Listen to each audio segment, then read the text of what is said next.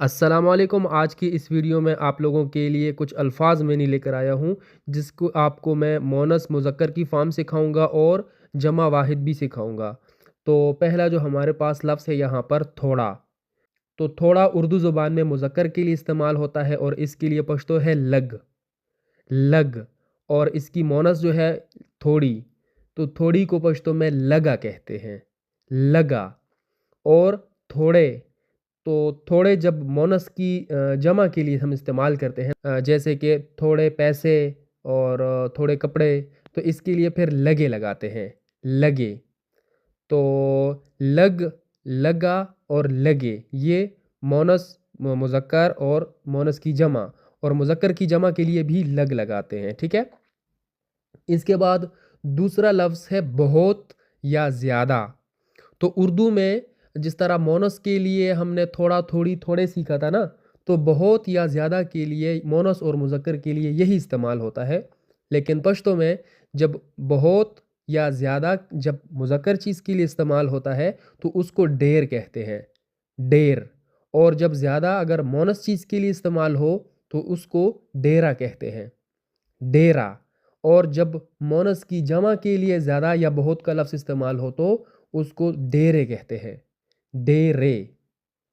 इसके बाद अगला लफ्ज़ है गरम। तो उर्दू ज़ुबान में तो गरम ही लफ्ज़ है, चाहे मुज़क्कर के लिए है, चाहे मोनस के लिए है, या चाहे जमा के लिए है।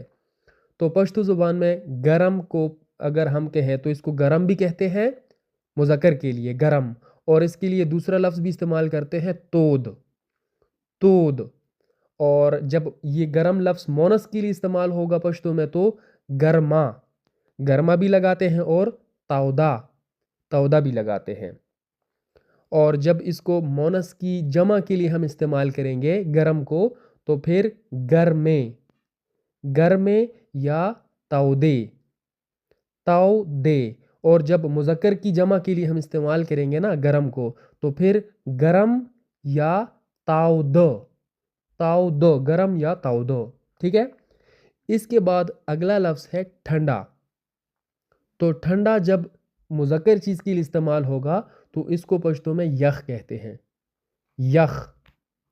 और जब ठंडी का लफ्ज़ इस्तेमाल करेंगे मोनस के लिए तो फिर यखा। यखा। और जब ठंडे का लफ्ज़ इस्तेमाल करेंगे मोनस की जमा के लिए, यानी मोनस की ज़्यादा चीज़ें होंगी, तो उसको यखे। यखे। और जब ठंडे का लफ्ज़ मुज़क्कर की जमा के लिए इस्तेमाल करेंगे तो उसको यख ही कहेंगे। यख। इसके बाद हमारे पास अगला लफ्ज़ है थका। यानी थका, थकी या थके। उर्दू में तीन अल्फाज है ना, मुज़क्कर के लिए थका है, मोनस के लिए थकी है, और मोनस की जमा या मुज़क्कर की जमा के लिए थके है। तो जिस तरह हमारे पास लफ्ज़ था उर्दू ज़ुबान में गरम, मोनस मुज़क्कर जमा वाहिद के लिए गरम ही लफ्ज़ था उर्दू में। तो यहाँ पर पश्तो ज़ुबान में हम थका, थकी, थके के लिए सिर्फ़ एक ही लफ्ज़ इस्तेमाल करते हैं, स्तड़े।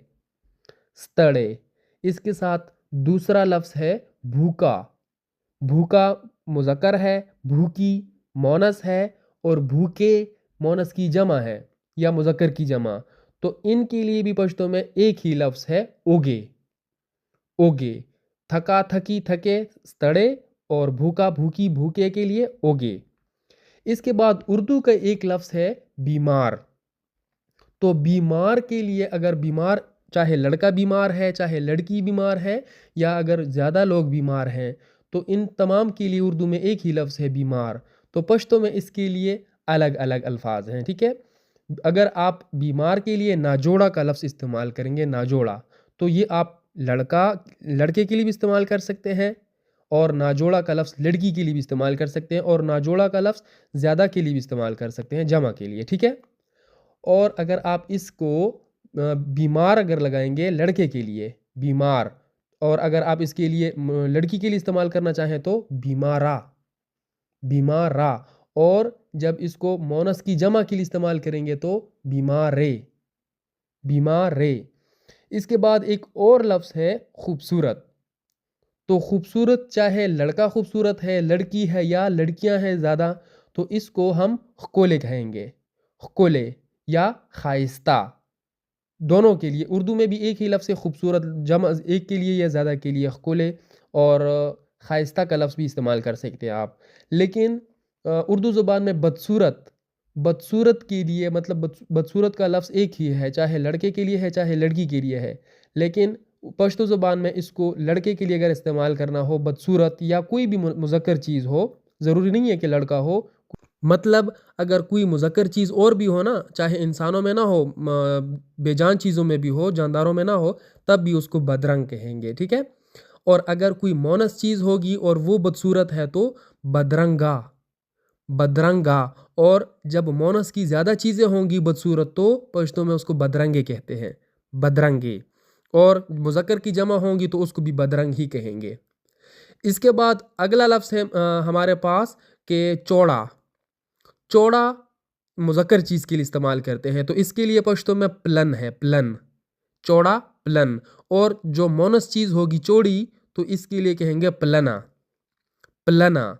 और जब चौड़े होंगे ज़्यादा मोनस की चीज़ें तो प्लने, प्लने। और मुज़क्कर की जब ज़्यादा चीज़ें होंगी चौड़े तो उसको भी प्लन ही कहेंगे, प्लन। इसके बाद बड़ा है हमारे पास लफ्ज़ बड़ा। तो बड़े के लिए हम पश्तो में गट लफ्ज़ इस्तेमाल करते हैं, गट, मुज़क्कर के लिए गट। और मोनस चीज़ के लिए बड़ी लफ्ज़ इस्तेमाल करते हैं उर्दू में तो इसको गटा कहते हैं, गटा। और जब बड़े का लफ्ज़ इस्तेमाल होता है मोनस चीज़ों के लिए तो उसको गटा की जगह फिर गटे लगा देते हैं, गटे। और जब मुज़क्कर की जमा चीज़ें होंगी और बड़े का लफ्ज़ इस्तेमाल होगा तो उसको भी सिर्फ गट ही कहेंगे, गट। यानी मुज़क्कर वाहिद के लिए भी गट है, मुज़क्कर जमा के लिए भी गट है, मोनस के लिए गटा और गटे, ठीक है। इसके बाद लफ्ज़ है अगला छोटा।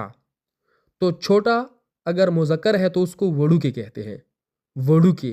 और उर्दू में छोटी का लफ्ज़ इस्तेमाल होता है मोनस के लिए तो इसको वाड़ा कहते हैं, वाड़ा। और छोटे का लफ्ज़ इस्तेमाल होता है उर्दू ज़ुबान में मोनस की जमा और मुज़क्कर की जमा दोनों के लिए, लेकिन पश्तो में दोनों के लिए अलग अलग है। छोटे अगर मोनस के लिए है तो वड़े, वड़े। और जब छोटे का लफ्ज़ मुज़क्कर की जमा के लिए इस्तेमाल होगा तो वाड़ो, वाड़ो, वड़ू की, वड़ा, वड़े और वाड़ो। इसके बाद अगला है कि लंबा। तो लंबा उर्दू में मुज़क्कर चीज़ है तो इसको पश्तो में उगद कहते हैं, उगद। और लंबी, लंबी मोनस है उर्दू ज़ुबान में तो इसको उगदा, पश्तो में इसको उगदा कहते हैं, उगदा। और लंबे का लफ्ज़ एक इस्तेमाल होता है जो उर्दू ज़ुबान में मोनस और मुज़क्कर दोनों के लिए इस्तेमाल होता है, जमा चीज़ों के लिए, ज़्यादा के लिए। तो फिर पश्तो ज़ुबान में दोनों के लिए अलग अलग है। लंबे जब मोनस के लिए इस्तेमाल होगा तो उगदे, उगदे। और जब मुज़क्कर के लिए इस्तेमाल होगा तो उगद, उगद। तो उगद, उगदा, उगदे और उगद, ठीक है। इसके बाद आखिरी लफ्ज़ है हमारे पास। इसके बाद हम वीडियो को एंड करेंगे और फिर अगली वीडियो में यहाँ से हम इंशाल्लाह आगाज़ करेंगे। आखिरी लफ्ज़ है यहाँ पर कि ऊंचा। तो ऊंचा जो है इसको ऊचत कहते हैं, ऊचत भी कह सकते हैं ऊंचा के लिए, और बरा भी कहते हैं, ठीक है, बरा। अगर बरा लफ्ज़ इस्तेमाल करना है तो फिर ऊंचा, ऊंची और ऊंचे तमाम के लिए सिर्फ बरा का लफ्ज़ इस्तेमाल करेंगे। लेकिन अगर ऊचत का लफ्ज़ इस्तेमाल करना है तो फिर ऊंचा, ऊंची, ऊंचे के लिए अलग अलग होंगे, ठीक है। ऊंचा, ऊचत, ऊंची मोनस चीज़ के लिए तो ऊचता, ऊचता। और ऊंचे के लिए जब मोनस की जमा की होगी तो ऊचते, ऊचते। और मुज़क्कर की जमा के लिए ऊंचे हैं तो उसके लिए भी सिर्फ ऊचत ही है। तो ऊचत, ऊचता और ऊचते। तो यहाँ पर नाजरीन उम्मीद करता हूँ आपको सारी चीज़ें समझ में आ गई होंगी कि किस तरह मोनस और मुज़क्कर चीज़ों के लिए हम इन अल्फाज को इस्तेमाल करेंगे। ये हमारे जुमलों में अहम रोल प्ले करते हैं जिससे हमारा जुमला जो है फिर गलत बनता है। तो मैंने इसलिए आपको यहाँ पर ये चीज़ें क्लियरली समझा दी हैं। तो उम्मीद है आप बखूबी इस चीज़ को समझ गए होंगे। इसी तरह मज़ीद इंशाल्लाह आप लोगों के लिए और चीज़ें लेके आएंगे। वही देखने के लिए आप लोग इस एस्को पश्तो के चैनल को सब्सक्राइब कर दें। मिलेंगे इंशाल्लाह अगली वीडियो में, तब तक के लिए खुदा हाफिज़।